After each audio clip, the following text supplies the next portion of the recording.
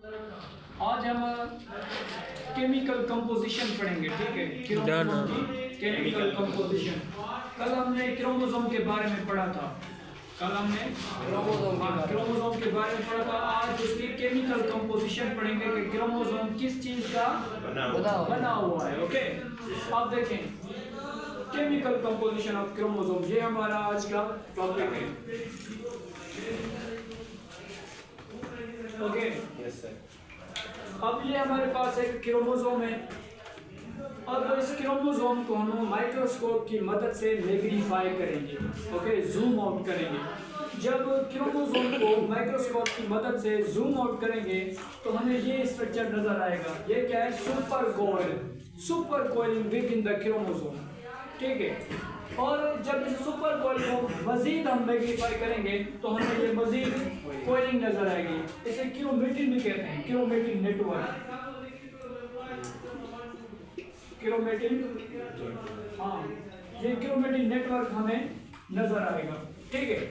मजीद इसी chromatin network को एक हिस्सा, ओके, एक हिस्से को मजीद अगर मैग्नीफाई करेंगे तो हमें क्रोमेटिन फाइबर नजर आएगी, ठीक।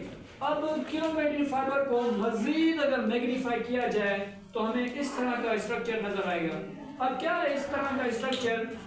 ये जो बीड्स लाइक स्ट्रक्चर है, बीड्स लाइक स्ट्रक्चर, वो ये जो गोल नुमा है, सर्किल टाइप, तो ये इस तरह से, ओके,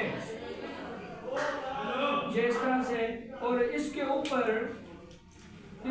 और ये जो कोइलिंग है, ये कोइलिंग ऊपर से, ये जो स्ट्रक्चर है इसको कहा जाता है प्रोटीन। क्या कहा जाता है? प्रोटीन।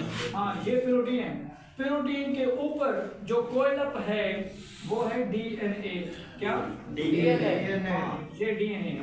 अब हमें यहाँ से पता भी ये चलता है कि क्रोमोसोम जो बना हुआ है वो प्रोटीन और डीएनए का बना हुआ है, ऐसे ना? Yes sir. यहाँ से पता चल रहा है।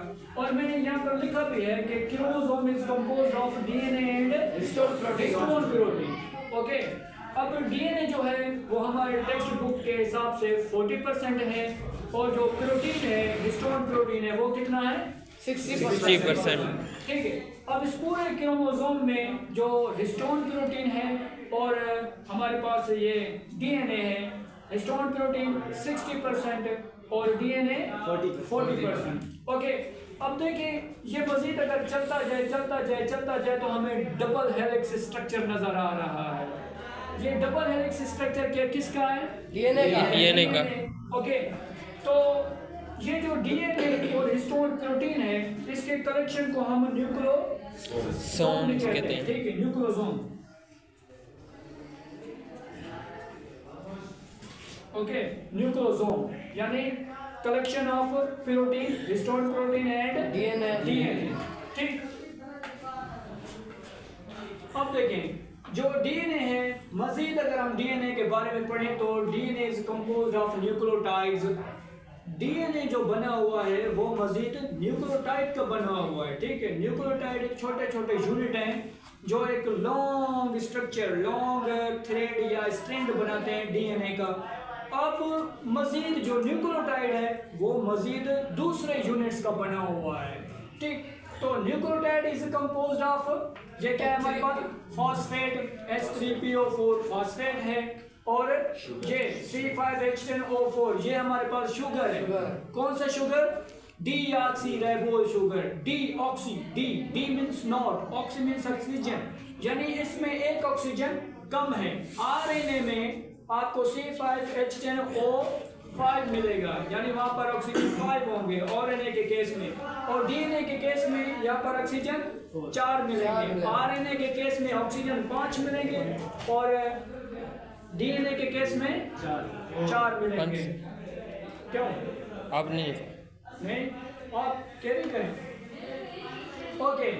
एक फॉस्फेट हो गया और हमारे पास ये फॉस्फेट हो गया, और तीसरा नाइट्रोजनस बेसिस है, ठीक। ये तीन चीजें मिलकर न्यूक्लियोटाइड बनता है, और मजीद ये न्यूक्लियोटाइड मिलते जाते हैं तो डीएनए बनता है, ठीक। ये आज का हमारा सिंपल सा डीएनए है। मज़ीद डीएनए को सुबह हम एक्सप्लोर करेंगे और डीएनए का भी केमिकल स्ट्रक्चर हमने बनाना है, देखना है, ठीक। ये हमारे पास डीएनए है जो कि डबल स्ट्रैंडेड है और डीएनए का जो एक छोटा सा पीस है, छोटा सा सेगमेंट है, उसे क्या कहा जाता है? जीन कहा जाता है। अब जीन क्या है? Carrier of genetic information from parents to offspring, यानी कि जो जीन है वो छोटे से छोटा यूनिट है जो जेनेटिक इंफॉर्मेशन को वालिदैन से अपनी ऑफस्प्रिंग में क्या करता है? ट्रांसफर करता है। हमारा जो ये पूरा बॉडी बना हुआ है, ये जो भी कैरेक्टर्स है हमारी बॉडी में, ये सारे के सारे इनहेरिटेड हैं, यानी हमें अपने वालिदैन से मिले हुए हैं। हमारी बॉडी भी बिल्कुल उसी तरह से बनी है जैसे हमारे पेरेंट्स की बनी हुई है। तो ये एग्जैक्ट इंफॉर्मेशन जीन में होती है जो एक्सप्रेस होती है। Okay, thank you.